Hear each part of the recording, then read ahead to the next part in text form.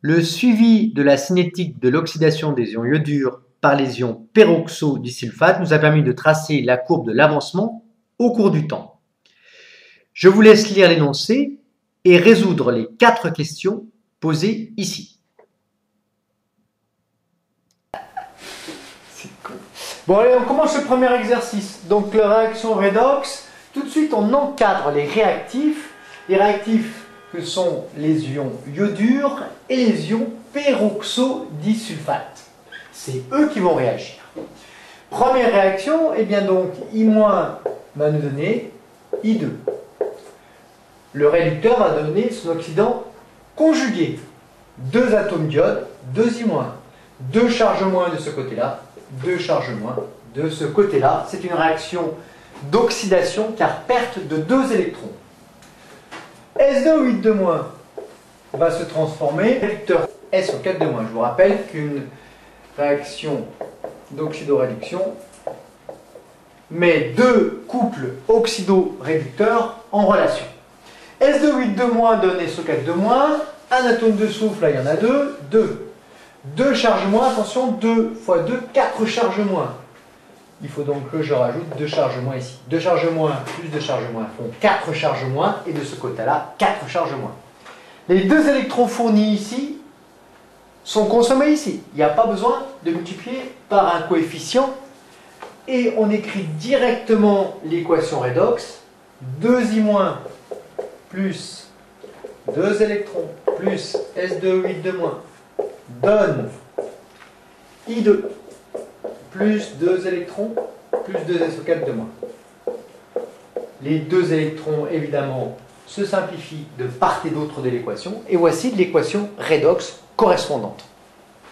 Une fois l'équation établie, passons au tableau d'avancement. Tableau d'avancement, à T égale 0, combien j'ai d'ions iodures? Eh bien, j'en ai un nombre de moles N2. Attention, c'est pas parce que je mets 2 ici que j'ai 2 N2. J'ai N2 moles, c'est tout, hein, on ne peut pas en avoir plus que ça. C'est N2. J'ai N1 mol d'ion peroxodisulfate, rien en I2, rien en SO4 de moins, puisqu'on est à l'état initial, la réaction n'a pas encore démarré. En cours de réaction, l'avancement vaut X. Combien est-ce qu'il me reste de I-? Eh bien, ce que j'avais initialement, N2, moins combien de X? 2X.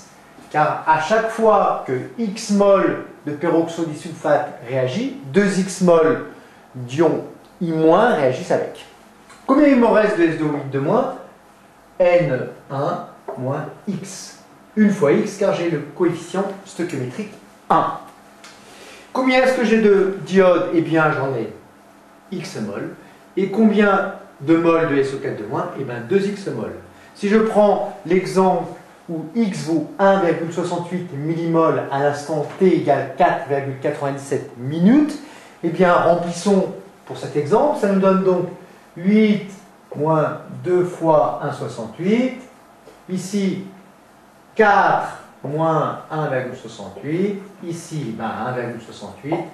Et ici, 2 fois 1,68. Je vous laisserai faire le calcul. On passe à l'état final. X est égal à X max. À ce moment-là, qu'est-ce qu'il nous reste? Eh bien, N2 moins 2X max, mol d'ion iodure, N1 moins X max, mol d'ion peroxodisulfate, X max, mol de diode, et 2X max, mol d'ion sulfate. À part calculer la valeur de X max, N2 moins 2X max égale 0. S'il n'y a plus d'ion iodure, à ce moment-là, X max égale, eh bien, N2 divisé par 2, c'est-à-dire N2, ça nous fait 8 divisé par 2, 4 millimoles. Attention à ne pas oublier l'unité. Soulignez bien votre application numérique et vérifiez que les unités sont respectées.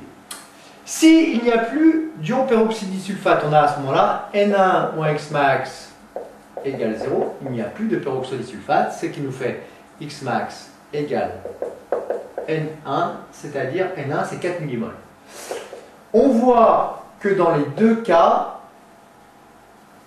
la valeur de Xmax, dans ces deux cas, la valeur de Xmax est identique, ce qui signifie qu'en fin de réaction, il n'y a plus d'ion iodure, il n'y a plus d'ion peroxydisulfate. Xmax vaut donc 4 millimoles, nous obtenons donc 4 millimoles de diode, et 2 x 4, 8 millimoles